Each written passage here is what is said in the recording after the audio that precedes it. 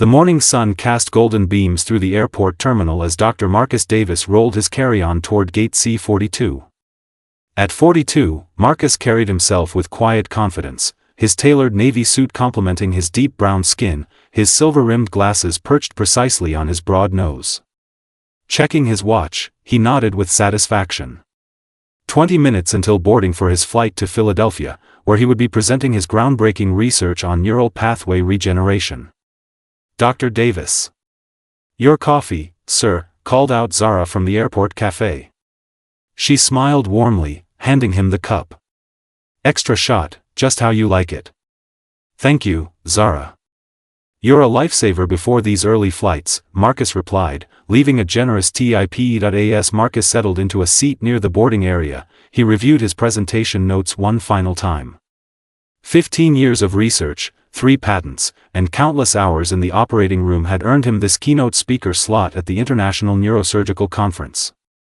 Tomorrow, 500 of the world's top neurosurgeons would hear his methods for reducing postoperative complications by nearly 40%. The boarding process began smoothly. Marcus waited his turn, then made his way down the narrow aisle to seat 12B.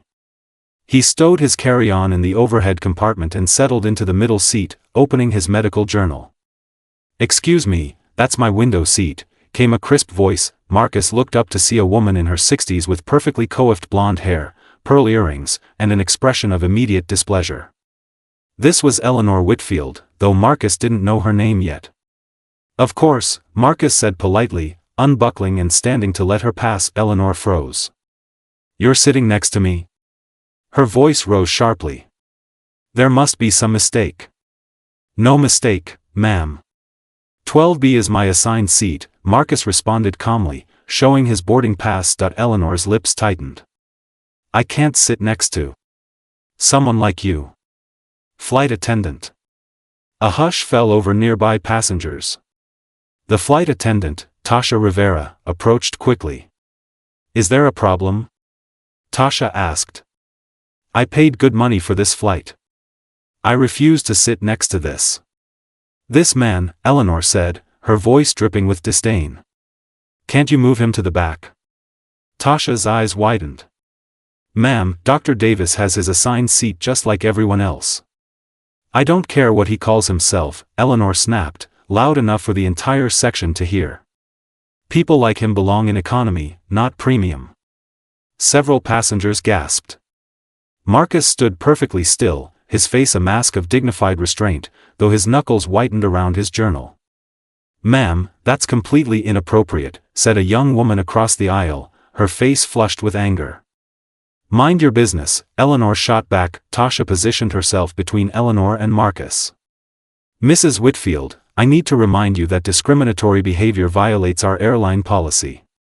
Dr. Davis has his assigned seat, and this is ridiculous." Eleanor interrupted.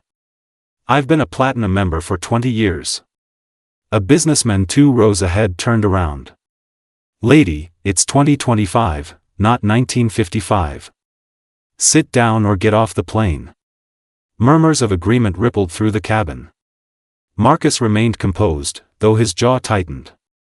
"Perhaps I should speak with the captain," Tasha suggested firmly. "We can discuss whether you'll be continuing on this flight." Eleanor's face reddened. "Are you threatening me because I expressed a preference?" "That wasn't a preference. It was blatant racism," said an elderly man nearby. The atmosphere crackled with tension as more passengers voiced their disapproval. Tasha radioed for the lead flight attendant while Marcus stood silently, enduring the public humiliation with remarkable dignity. The plane eventually departed after Eleanor reluctantly took her seat, maintaining as much distance from Marcus as the confined space allowed. For 40 minutes, the flight proceeded in uncomfortable silence, with Eleanor huffing dramatically whenever Marcus shifted in his seat. "Beverage service will begin shortly," Tasha announced over the intercom, attempting to restore normalcy. Suddenly, a frantic cry came from the back of the plane. "Help! Something's wrong with my husband." Heads turned as a woman's panicked voice rose above the engine noise. A man in row 27 had slumped forward, his face ashen and contorted in pain. "He can't breathe.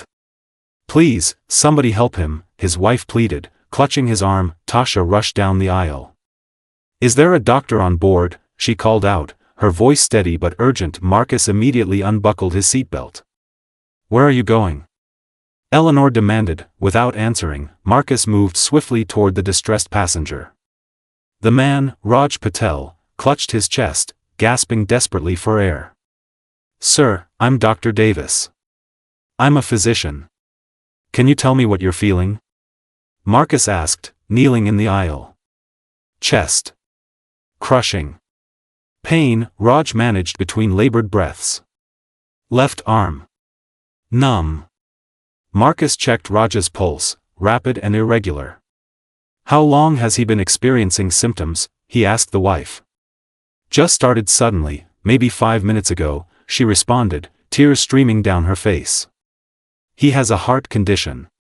We need the emergency medical kit and the AED, now." Marcus commanded, his voice calm but authoritative. Tasha returned with the emergency kit as Marcus expertly loosened Raj's collar and tie. "Sir, I believe you're having a cardiac event." "I'm going to help you," Marcus explained, his hands moving with practiced precision. "I need everyone to stay calm." From the medical kit, Marcus quickly prepared aspirin and administered it to Raj. "Flight attendant, please inform the captain we need emergency landing clearance. This man requires immediate hospitalization." "You seem to know what you're doing," observed a nearby passenger. "He's Dr. Marcus Davis, chief of neurosurgery at Boston Memorial," said another passenger who recognized him. "He pioneered the Davis technique for cerebral revascularization." Eleanor's eyes widened as she peered down the aisle, watching Marcus confidently attach the AED electrodes to Raj's chest. "Clear," Marcus announced before delivering a shock. He immediately began chest compressions, counting methodically. After 2 minutes of intense focus, Raj's breathing stabilized. The color gradually returned to his face as Marcus monitored his vitals. Despite the earlier humiliation he'd suffered, Marcus showed no hesitation in providing care to a stranger in need, demonstrating the highest principles of his profession. The plane made an emergency landing in Pittsburgh, where paramedics rushed aboard to take over Raj's care. As they wheeled him out, his wife gripped Marcus's hand. "You saved his life, doctor. Thank you." When passengers reboarded for the continuing flight, Eleanor remained unusually quiet. As the plane reached cruising altitude, she turned to Marcus. "Dr. Davis," she said, her voice barely above a whisper. I owe you an apology." Marcus looked at her, his expression neutral. "My behavior was inexcusable," she continued. "I've carried prejudices for so long, I didn't even recognize them as wrong anymore." A tear slid down Eleanor's cheek. "Today, I saw a man who didn't hesitate to help someone who needed it, regardless of who they were. That's my job, Mrs. Whitfield. As a doctor and as a human being." When they landed in Philadelphia, Eleanor stood and addressed the nearby passengers. "I want everyone to know that I was wrong today, and Dr. Davis showed me what true character looks like. I'm deeply sorry." Marcus nodded silently, then gathered his belongings. He had a conference to attend, and more lives to change.